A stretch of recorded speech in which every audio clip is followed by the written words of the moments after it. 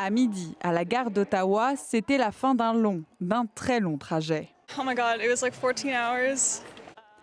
14 heures de retard, c'était long et exténuant, précise cette passagère. I didn't get to sleep at all. Je n'ai pas dormi, j'ai essayé, mais cela n'a fonctionné que quelques minutes, ajoute cette autre malchanceuse. Nous pensions que le problème allait se résoudre en quelques minutes. Ce voyageur ne pouvait pas être plus loin de la réalité. Mercredi soir, c'est d'abord le train 669 reliant Montréal à Toronto qui est arrêté à Brockville en raison de problèmes mécaniques.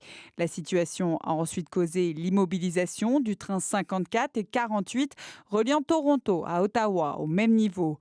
Si les voyageurs en direction de Toronto ont accusé plus de 8 heures de retard, ceux qui se rendaient à Ottawa en ont connu près de 14. On s'est fait donner des petits des glow sticks pour qu'on utilise dans les raves.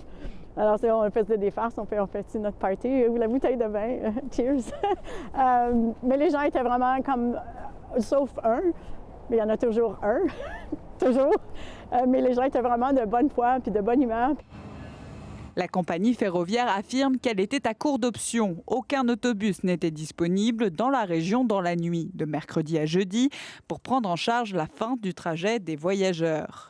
Via Rail offre ses sincères excuses aux passagers qui ont été impactés. Ce n'est absolument pas le niveau de service auquel les passagers ont le droit de s'attendre. Les passagers devraient obtenir un remboursement complet de leur voyage et un crédit pour un prochain trajet. L'hiver au Canada, il y a des choses qui vont arriver dans les transports publics comme les avions, les trains. Nous voulons et nous cherchons constamment à améliorer la réponse de Via Rail.